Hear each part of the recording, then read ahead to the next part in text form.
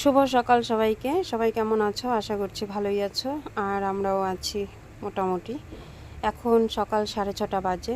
উঠেছি আজকে 5টার সময়।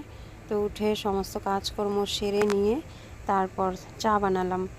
নারকেলের নাড়ু দিয়ে আর মুড়ি দিয়ে নিয়েছি, আর নিয়েছি গরম গরম চা। তো এখন আমি আর সমুদ্র ঠাম্মি দুজনেই চা খাবো, বাকি সবাই এখনও ঘুম থেকে ওঠেনি। যখন উঠবে তখন তাদেরকে বানিয়ে দেওয়া যাবে।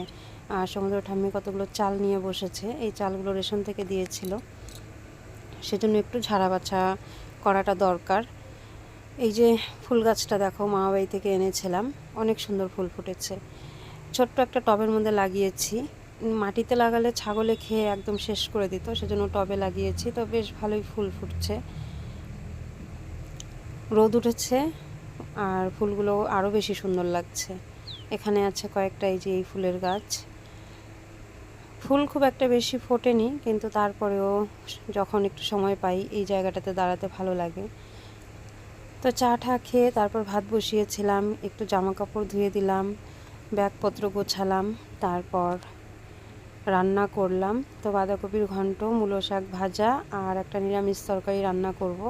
আর ছেলের জন্য কয়েকটা আলু ভাজা করেছি গোল গোল করে।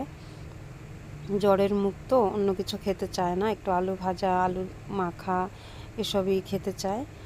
তো ভাতে আলু সেদ্ধ দিইনি, সেই জন্য আলু ভেজে দিলাম, এটা দিয়েই ও খাবে। তো এই যে তরকারি, এটা রান্না করব, খাওয়া দাওয়া করে তারপর বেরোবো। এখন বাজে 1:30। বাড়ি থেকে শাড়ি পরে বেরিয়েছিলাম, তারপর সমুদ্রের পিসি বাড়ি এসে শাড়ি চেঞ্জ করে চুড়িদার পরে নিলাম।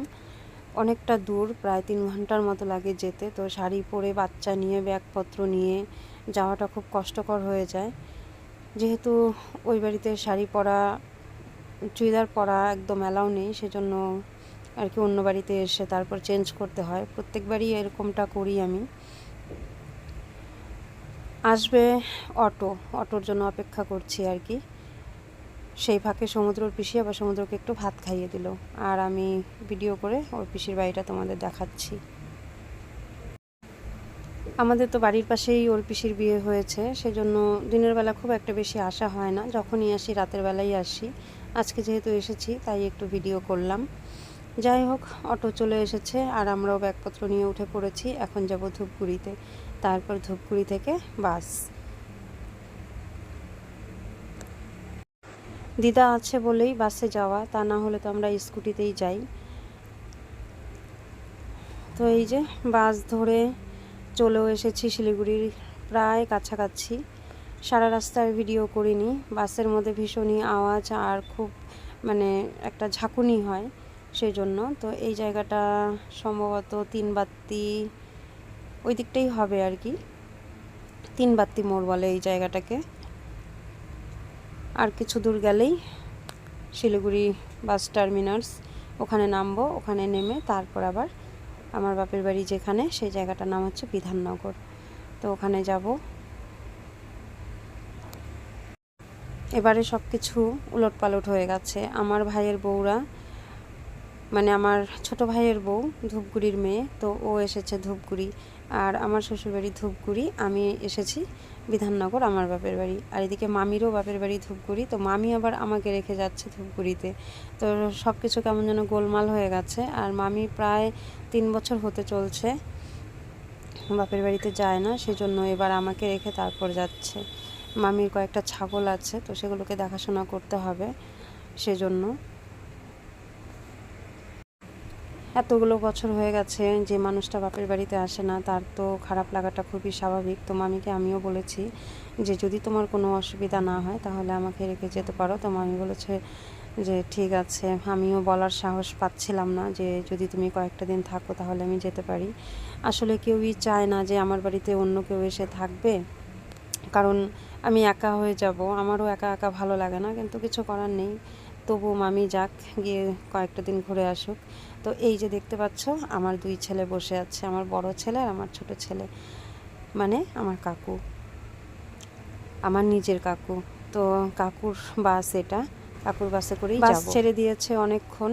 তো কাকু আবার চা খাওয়ালো, খেতে বলেছিল অন্য কিছু, যে অনেকটা রাস্তা এসেছিস, যদি খিদে পায় তাহলে কিছু খা। তো বললাম না, কোনো কিছুই খাবো না, তো বিকেল হয়ে গেছিলো, সেজন্য সবাই একটু চা খেয়ে নিলাম। আর ছেলে তো বাসে অন্য কিছু খেয়েছেই, বাচ্চাদের খাবার, চকলেট, বিস্কিট এসব।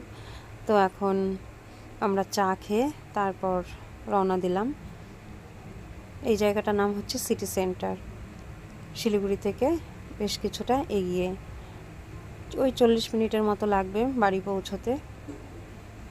ভীষণই ক্লান্ত লাগছে, সেই 1-1:30টার সময় বাড়ি থেকে বেরিয়েছি, তারপর শিলিগুড়িতে ঢুকলাম প্রায় 4টার সময়। আর তারপর 50 মিনিট অপেক্ষা করতে হলো, 4:50-এ কাকুর গাড়িটা জংশন থেকে ছাড়লো। অন্য বাসেও যেতে পারতাম, কিন্তু কাকু যেতে দিল না, বলল কিছুটা সময় অপেক্ষা কর।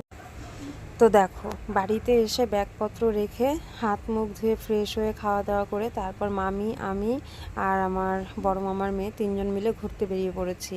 আর ছেলেকে ওর বাবার কাছে রেখে এসেছি, আর মামা আর ভাই ওরা বাড়িতেই আছে। মানে মামি বলল তোমরা আজকে থাকো, আমরা 3জন ঘুরে আসি। তো ঘোরাঘুরি শেষ হলো। আজকে তো তেমন কিছু নেই, আজকে তো পুজো হবে রাত্রেবেলা। তো ঘোরাঘুরি শেষ করে এখন এই যে বাড়িতে যাচ্ছি। আর রাস্তার মধ্যে পুরো লাইট আর বাজি পোড়াচ্ছে। তো এখানে যে দেখো বাচ্চাগুলো বাজি পোড়াচ্ছিল, তো আমরা আবার একটু দাঁড়ালাম, দাঁড়িয়ে তারপর একটু ভিডিও করলাম। তো চলো আজকে ভিডিওটা এখানেই শেষ করছি, পরবর্তী ভিডিওতে দেখা হবে। সবাই ভালো থেকো, সুস্থ থেকো, আর দীপাবলির শুভেচ্ছা সবাইকে।